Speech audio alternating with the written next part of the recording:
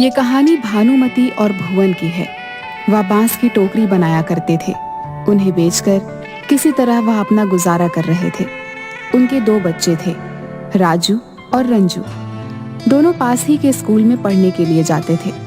गरीब होने की वजह से स्कूल के बच्चे उनका मजाक बनाया करते थे। आ गए जी, कुछ मिला खाने को? बच्चे भूख से रोते रोते सो गए। मुझसे इनकी ये हालत और नहीं देखी जाती। शाम को मंदिर से थोड़ा प्रसाद मिला था, वही खिला के सुलाया है आज। कैसे चलेगा इस तरह? पता नहीं ये दुख के दिन कब खत्म होंगे। अब तो प्रभु आपका ही सहारा है। प्लास्टिक आ जाने से बांस की टोकरी अब कोई नहीं लेता। आज भी खाली हाथ आया हूँ। क्या बात है भानुमति, सुबह सुबह यहाँ? एक तो रात भर तुम्हारे बच्चे रोते रहते हैं और सुबह तुम दरवाजा पीटने लगती हो। क्या इरादा है? क्यों शांति से नहीं रहने दे रहे हो? वो बच्चे कल से भूखे हैं, इसलिए रो रहे हैं। कुछ आटा है तो दे दो ना बहन, घर में आते ही लौटा दूंगी। देखो भानुमति, तुम लोग किसी और के घर जाकर भीख मांगो। उसमें तुम्हारे बच्चे जब भीख मांगेंगे तो कुछ ना कुछ मिल ही जाएगा। इस तरह कितना दिन चलता रहेगा? 4 बासी रोटी है, ले जाओ, कुत्तों को आज नहीं दूंगी। भानुमति आंखों में आंसू और हाथ में रोटी लिए घर पहुंचती है। बच्चों को रोटी में नमक लगाकर खिलाकर उन्हें स्कूल भेज देती है। ए राजू, जूते नहीं है क्या? पापा से बोलकर बांस के जूते बनवा लिया कर, यूनिक रहेगा। अच्छा, इसके पापा आर्टिस्ट हैं क्या? तुझे नहीं पता? अरे गली गली में शोर है, राजू के पापा बंसोर है। राजू और रंजू कौन है? दोनों स्टेज पर आओ।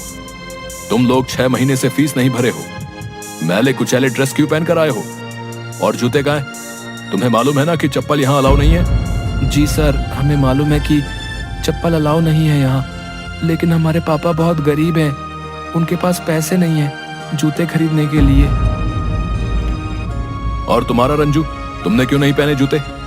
ड्रेस में प्रेस भी नहीं किया हुआ है। तुम दोनों के पास प्रॉपर किताब भी नहीं है। जी सर, राजू मेरे भैया हैं, हम दोनों के पिताजी एक ही हैं। देखो बच्चों, ये एक प्रतिष्ठित स्कूल है। यहाँ के कुछ नियम और कायदे हैं जिसको फुलफिल करना हम सबकी जिम्मेदारी है।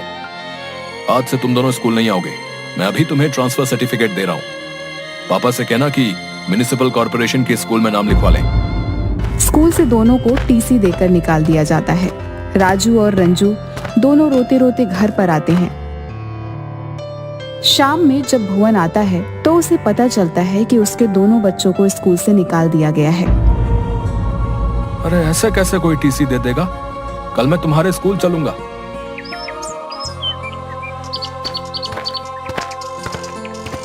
नमस्ते सर। हाँ बोलिए। सर, मैं राजू और रंजू का पिताजी हूँ। सर, पैसे की कुछ तंगी है, इंतजाम होते ही दे दूंगा। अच्छा, तो तुम ही राजू और रंजू के पिताजी हो। आज तक कभी भी तुम्हारी फीस टाइम पर स्कूल को नहीं मिली। तुम्हारे बच्चे का पहनावा जोकर जैसा है। पैर में चप्पल, जूता कभी नहीं पहन के आए। फटे पुराने बिना प्रेस किए हुए कपड़े, ऐसा हमारे स्कूल में नहीं चलता। तो आप कोई म्युनिसिपल कॉर्पोरेशन का स्कूल देख लो। मैंने उन्हें टीसी दे दी है। गार्ड, इन्हें स्कूल के बाहर का रास्ता दिखा दो। प्रिंसिपल की बेइज्जती की आहट से भुवन सड़क पर जा रहा था। किसी ट्रक वाले ने उसे पीछे से टक्कर मार दी। टक्कर लगने की वजह से भुवन की उसी समय मृत्यु हो जाती है। पुलिस उसके शरीर को हॉस्पिटल पहुंचवा देती है, जहां डॉक्टर उसे मरा हुआ घोषित कर देता है। किसी ने भानुमति को आकर भुवन के एक्सीडेंट के बारे में बताया। वह अपने बच्चों के साथ दौड़ती हुई हॉस्पिटल पहुंचती है, जहां भुवन को मरा हुआ देखकर भानुमति जोर जोर से रोने लगती है। भुवन के जाने के बाद उनकी स्थिति बद से बदतर हो गई। भानुमति, आज भुवन को मरे 3 महीने हो गए। अब तो हम तुम्हें नहीं रख सकते। कुछ दिन की और मोहलत दे दीजिए। क्या होगा? रोज तुम्हारे यहाँ उधारी वाले गाली गलौज करते हैं। तुम आज किराया दो, नहीं तो घर खाली करो। आखिर में भानुमति बच्चों के साथ नानी के घर जाने का फैसला करती है।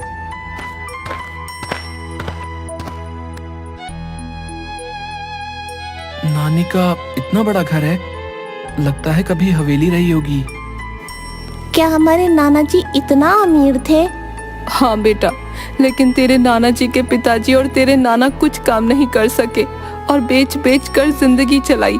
दोनों के जाने के बाद नानी यहाँ रहती थी, लेकिन उनकी मृत्यु के बाद तो अब ये सिर्फ खंडहर हवेली ही हमारे पास है। दिवाली आ रही है, इस बार हम नाना जी की इस हवेली को साफ सफाई कर दीप जलाएंगे। ठीक है बेटा, इतनी बड़ी हवेली को साफ करने में 1 सप्ताह से कम समय नहीं लगेगा। ठीक है माँ, मैं आज से ही काम शुरू कर देता हूँ। राजू को साफ करते करते तीसरे दिन हवेली में एक कमरा मिलता है जिसमें ताला लगा हुआ था। राजू आकर अपनी माँ से पूछता है, माँ, वो बंद कमरा जो पीछे है, उसकी चाबी कहाँ है? पता नहीं बेटा, वो कमरा मैंने आज तक खुलते हुए नहीं देखा। उनके बाद इस कमरे को किसी ने नहीं खोला है।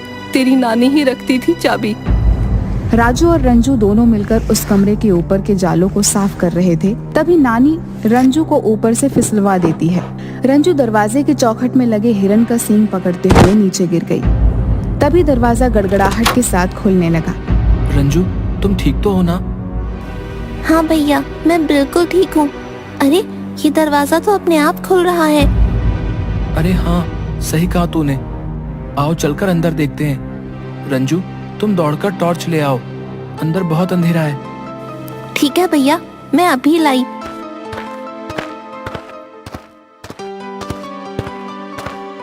ये लो टॉर्च, चलो अंदर चलकर देखते हैं क्या है। भैया, बहुत अंधेरा है, मुझे तो डर लग रहा है, कोई भूत प्रेत ना हो। जितना जल्दी हो यहाँ से चलो। अरे क्यों डर रही है? और मुझे भी डरा रही है। चुपचाप मेरे पीछे चलती आओ। भैया, क्या है? तूने तो मुझे डरा ही दिया। वो देखो सामने क्या है। माँ, माँ जल्दी आओ। बाप रे, कितना सारा खजाना। अब तो हमारी बल्ले बल्ले हो जाएगी। अरे कहाँ हो तुम दोनों? कमरा कैसे खुला? इसमें तो ताला लगा हुआ था। माँ, कमरे में आओ, मैं टॉर्च दिखा रहा हूँ। देखो इस कमरे के अंदर हमें क्या मिला है। शायद एक खजाना हमारे पुरखों ने जमा किया हो, ताकि हम लोगों का जब ऐसा दिन आए तो ये खजाना हमारे काम आए। इसीलिए शायद मेरे दादाजी और मेरे पिताजी से उन्होंने इसे छिपा कर रखा। हाँ माँ, अब हम भी अमीरों वाला खाना खाएंगे। हाँ भैया, वो भी तीनों टाइम। अब हमें स्कूल फीस भरने के लिए कोई भी मास्टर साहब सभी के सामने बेइज्जत नहीं करेंगे। हम भी अब त्योहारों पर नए नए कपड़े पहनेंगे। मुझे भी फुल पैंट और शर्ट के साथ एक कोट लेना है। ठीक है, जो लेना होगा ले लेना। पुरानी खंडहर हो चुकी हवेली को इस दिवाली में रंग रोगन कर दीपों से सजाया जाता है। बगल में रहने वाली मंथरा काकी हवेली को चमकता दमकता देख और बच्चों एवं भानुमति के पहनावे को देख जल जाती हैं और अपने पति जगदेव से कहती हैं, कुछ देखा आपने जी? कुछ नोटिस किया कि नहीं? क्यों, क्या हुआ? क्या नोटिस करना था? तुम्हें क्या दिखेगा? पड़ोसी कुछ भी करें, तुम्हें क्या मतलब? तुम नल्ले हो और नल्ले ही रहोगे। अगर मेरी कोई कमी हो तो तुम्हें तुरंत दिख जाएगी। अरे, भानुमति अपने बच्चों के साथ मायके आई है तो अपने साथ धन संपत्ति भी लाई होगी। हाँ, तुम्हें तो मेरे सिवा सब अच्छे ही दिखते हैं। जब भानुमति आई थी तो लगता है मैंने देखा नहीं था कि किस तरह के फटे कपड़े पहने थे उसके बच्चे ने, और आज यहाँ उसको खजाना मिल गया। रहने दो, तुमसे तो बात करना ही बेकार है। मंथरा से रहा नहीं जाता। वह अपने भाई जगदीश उर्फ जग्गा को सारी बात बता देती है। जल्द ही जग्गा अपने तिक्रम दिमाग से जान जाता है कि उसके उस हवेली के अंदर, उस हवेली के एक कमरे में पूरा कमरा पैसे से भरा हुआ है। वह अपने दोस्त दागा की मदद से हवेली में पैसों की चोरी करने के लिए जाता है। ये जग्गा क्यों यहाँ आया था? क्यों, साला है आपका? यहाँ आ नहीं सकता क्या? चोर डकैत किसी के सगे नहीं होते, समझी? मैं नहीं चाहता कि यहाँ आकर भी चोरी डकैती करे। भाई जग्गा, पक्का पता है ना कि इस घर में पैसों से भरा कमरा है? वो क्या है ना कि ये खंडहरनुमा हवेली से मेरे को डर लगता है। बोले तो मुझे भूत प्रेत से बहुत डर लगता है। अबे घोंचू, हैं? तू चोरी करता है लेकिन तुझे पुलिस से डर नहीं लगता, और जो दिखता नहीं उस भूत प्रेत से डर लगता है। देख जग्गा भाई, एक तो रात, ऊपर से खंडहर हवेली, डर तो दिल में बनता ही है ना मेरे भाई। एक काम कर, प्लान चेंज कर, कल दिन में आकर अपन चोरी करेगा। अबे घोंचू, हैं? दिन में सभी जागे होंगे, तू चोरी का प्लान बना रहा है या पिटवाने का? ठीक है भाई, अब ऐसा कर, तू आगे चल, मैं तेरे पीछे पीछे चलूंगा। मेरे को अभी भी डर लग रहा है। सुना है इस खंडहर हवेली में रात में भानुमति की माँ भूतनी बन के घूमती है। हाँ। दोनों धीरे धीरे आगे की ओर बढ़ रहे थे। तभी डागा का शर्ट पीछे से एक कील में फंस जाता है। डागा को लगता है कि उसे भूतनी ने पकड़ लिया है। जग्गा, मेरे पीछे देख, पीछे पीछे कोई है जिसने हमें पकड़ लिया है। अबे डागा, तेरे पीछे कोई नहीं है। तू अपने मन से भूतनी का भ्रम निकाल दे और चुपचाप मेरे साथ चल। आल तू जलाल तू, आई बला को टाल तू। बाप रे, पकड़ लिया भाई, पकड़ लिया, बचाओ बचाओ।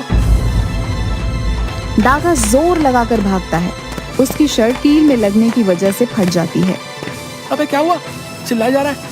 हम चोरी करने आए हैं, चौकीदारी नहीं कि जागते रहो चिल्लाना शुरू कर दिया। मरवाएगा क्या है? एक बार बोल दिया कि पीछे कोई नहीं है, फिर भी तुम डरे जा रहे हो। भाई भूत है भाई, कोई आदमी नहीं जो तुझे दिखाई देगा। ये देख, मेरी शर्ट पीछे से फट गई है। अरे ये तो जग्गा और डागा की आवाजें हैं। रुको, मैं अभी पुलिस को फोन लगाता हूँ। नानी का भूत डागा को डराना शुरू कर देती है। भाई उधर देखो, ठक ठक की आवाज करते करते कोई आ रहा है। जान बची तो लाखों पाए। भाई वो खजाना तू ही संभाल, मैं तो चला। कौन है वहाँ पर? चोर चोर पकड़ो। भानुमति की जोर जोर से चिल्लाहट की आवाज सुन जग्गा और डागा दोनों सरपाव लेकर भागने लगते हैं। लेकिन जगदेव द्वारा बुलाए गए पुलिस उन्हें पकड़ लेती है। अदालत हवेली में मिली संपत्ति को पुश्तैनी करार देती है। अब राजू और रंजू पढ़ने के लिए शहर से हटकर राज्य के सबसे बड़े स्कूल में पढ़ते हैं।